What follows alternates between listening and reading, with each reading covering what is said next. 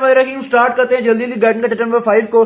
पहले पेज पे basically nurse potential का कॉन्सेप्ट है कि किसी भी एक आयन के लिए जब उस आयन के चार्ज की वजह से होने वाली डिफ्यूजन और कंसंट्रेशन ग्रेडियंट की वजह से होने वाली डिफ्यूजन एक दूसरे के इक्वल और ऑपोजिट हो जाएं, एक दूसरे के इफेक्ट को कैंसिल कर दें, उस वक्त जो मेम्ब्रेन पे पोटेंशियल होता है उसको हम कहते हैं नर्स पोटेंशियल। ठीक है।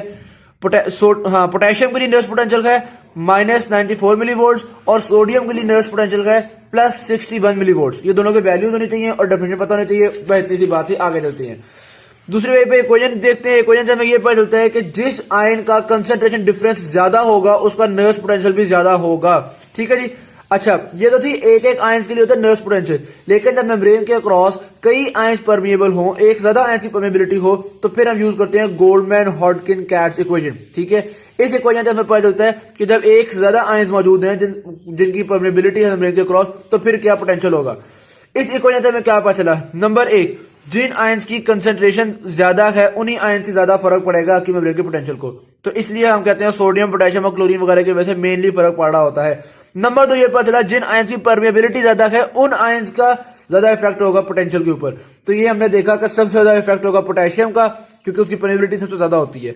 नंबर 3, हमने ये देखा कि जब पॉजिटिव आयन सेल के अंदर जाते हैं तो वो अंदर पॉजिटिविटी जनरेट करते हैं और बाहर नेगेटिविटी, और अगर पॉजिटिव आयन बाहर आएंगे तो बाहर पॉजिटिविटी अंदर नेगेटिविटी, जो बड़ी जनरल सी बात है। ठीक है।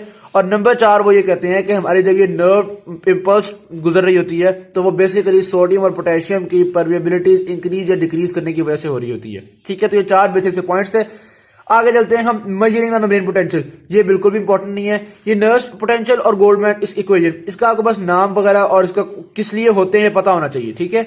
अच्छा, मेजरिंग द मेम्ब्रेन पोटेंशियल, ये बिल्कुल भी इंपॉर्टेंट नहीं है। मेम्ब्रेन पोटेंशियल बड़ा मुश्किल होता है मेजर करना। हम उसके लिए एक इलेक्ट्रोड अंदर डाल देते हैं, एक इलेक्ट्रोड बाहर रहता है। जो इलेक्ट्रोड बाहर होता है उसको हम इनडिफरेंट इलेक्ट्रोड कहते हैं। बस एमसीक्यू के लिए इनडिफरेंट इलेक्ट्रोड को देख लेना, बाकी इसमें कोई ऐसा इंपॉर्टेंट चीज नहीं है। ठीक है।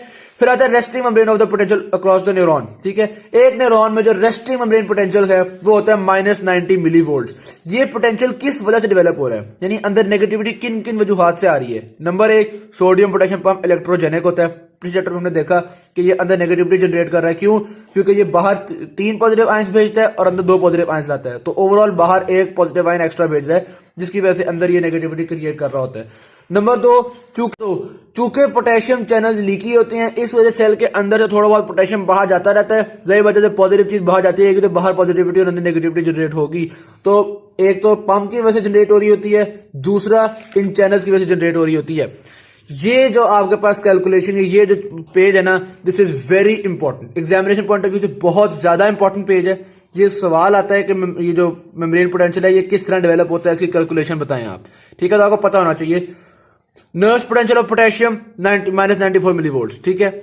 उसके बाद nurse potential for sodium +61 millivolt.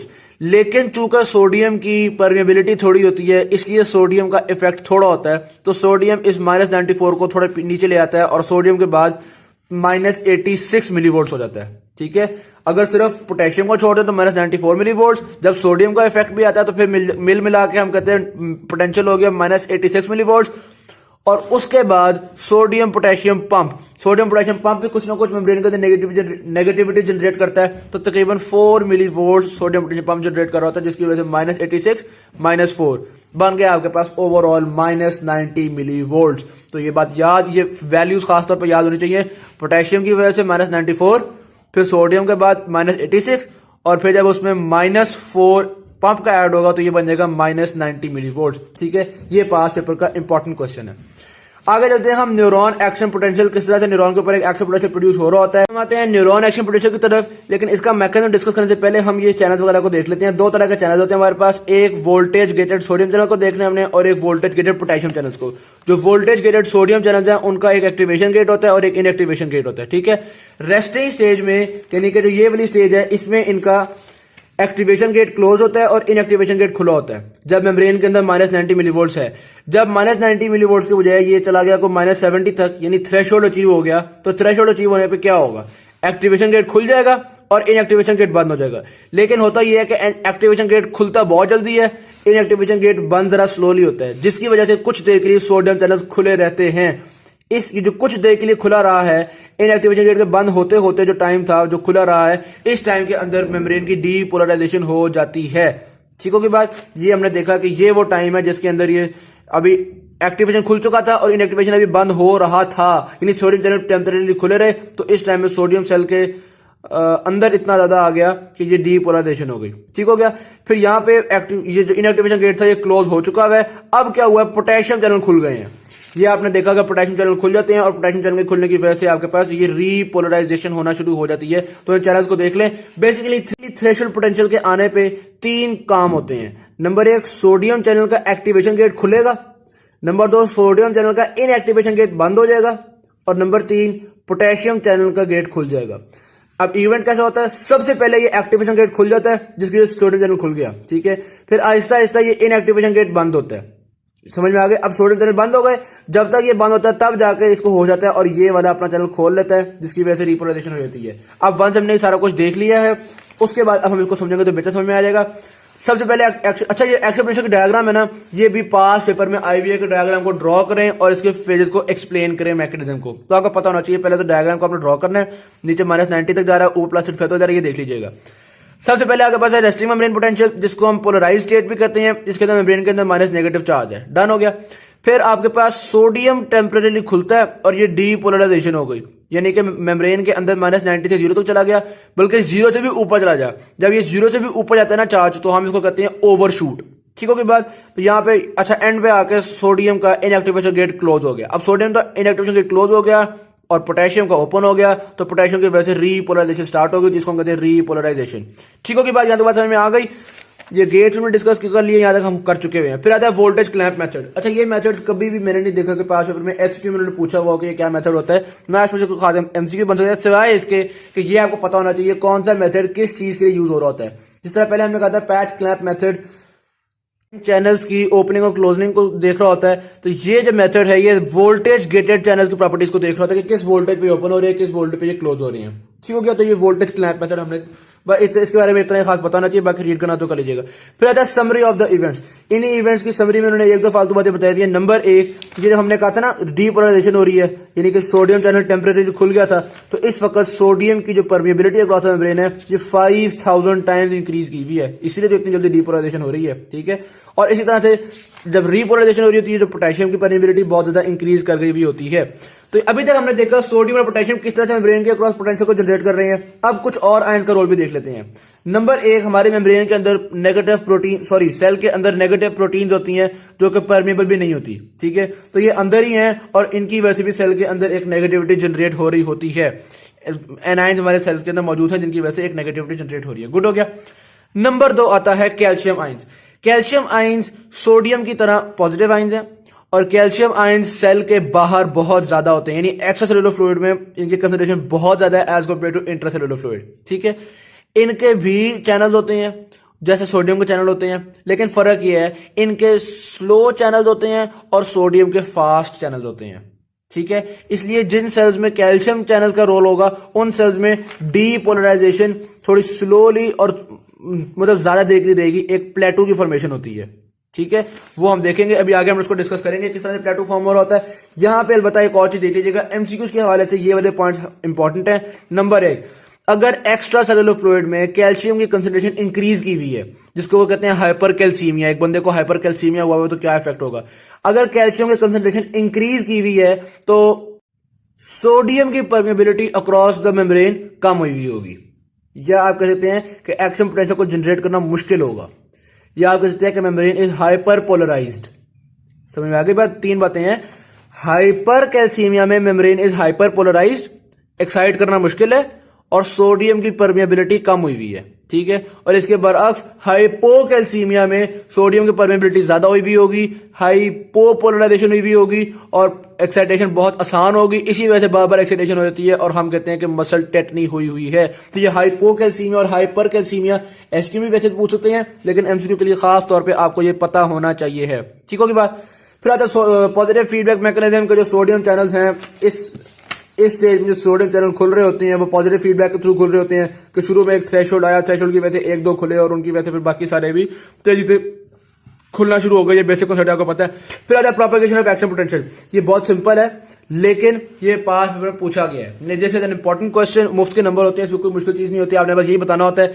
एक जगह पे देखो, जब अंदर सोडियम आ गया और एक जगह पे पोटेंशियल डेवलप हो गया तो वो अपने साइड वाले चैनल को खोलेगा, ऐसे ऐसे यहाँ के चैनल भी खुल जाएंगे तो यहाँ भी पोटेंशियल आ जाएगा और इस तरह साइड के चैनल खुलते खुलते खुलते खुलते ये आप देख सकते हैं कि किस तरह से एक्शन पोटेंशियल स्प्रेड करता चला जाता है।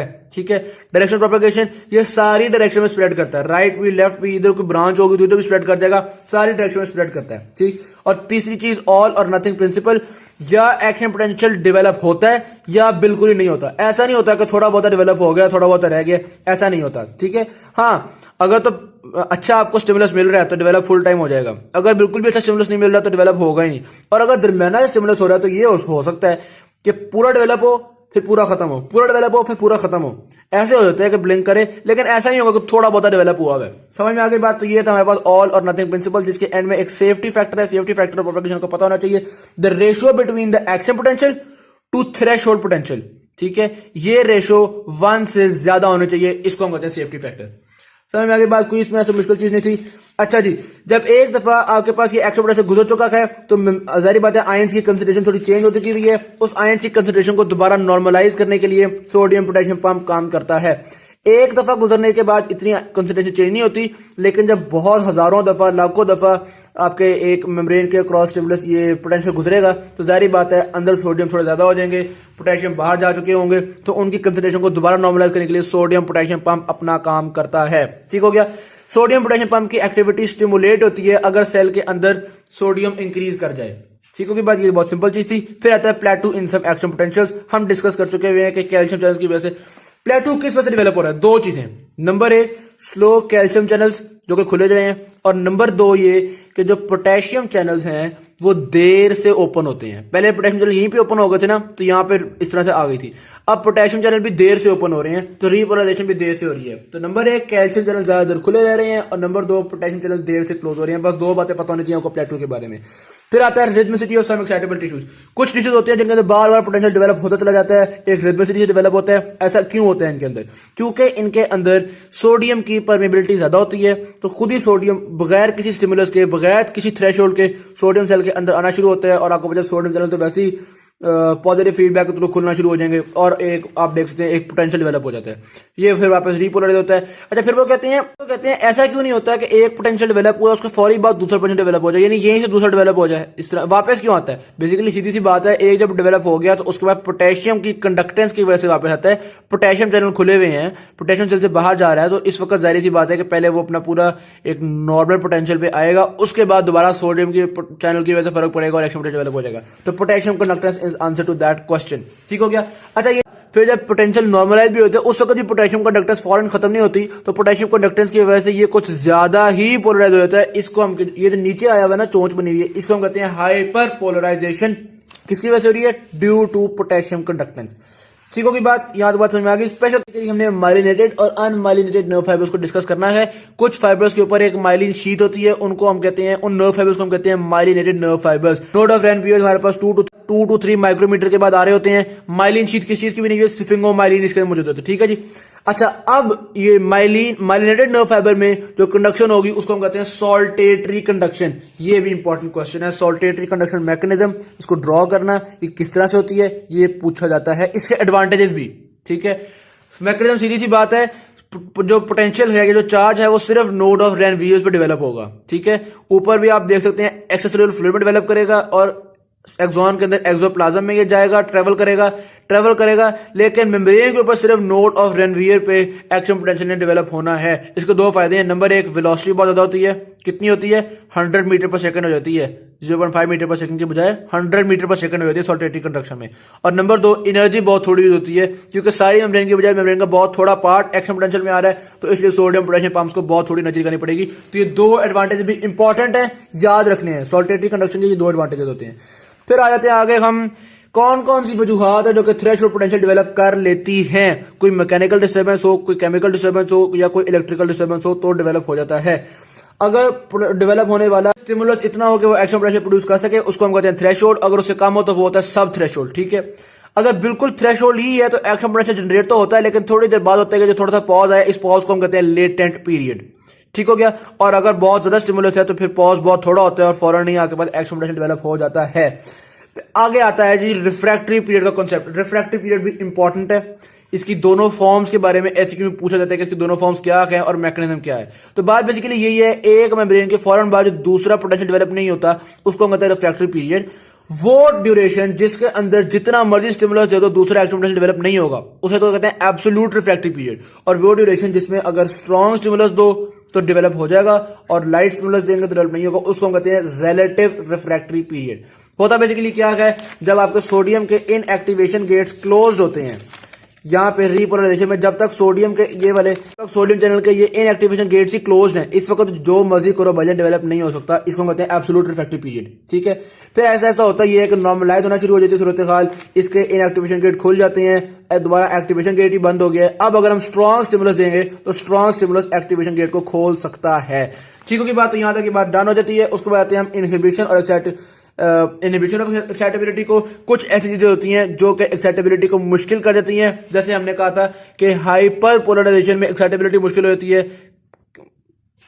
हमने कहा था कि एक्स्ट्रासेलुलर फ्लूइड में कैल्शियम ज्यादा हो, यानी कि हाइपर कैल्सीमिया में भी एक्साइटेबिलिटी मुश्किल हो जाती है। इसी तरह कुछ और फैक्टर्स है जो कि एक्साइटेबिलिटी को मुश्किल करते हैं। उन फैक्टर्स को हम एनेस्थीसिया के तौर पर यूज कर लेते हैं, जिस तरह के प्रोक्रेन हो गया, टेट्राक्रेन वगैरह हो गया। बस ये दो नाम से भी रख लीजिएगा और ये देख लीजिएगा कि हाइपर कैल्सीमिया भी ये इफेक्ट प्रोड्यूस करता है। Thank you very much. Video अच्छी शेयर जरूर कीजिएगा, चैनल को सब्सक्राइब कीजिएगा और आप इस चैनल को पैट्रियन के थ्रू सपोर्ट कर सकते हैं, जिसका लिंक नीचे डिस्क्रिप्शन में दिया हुआ है।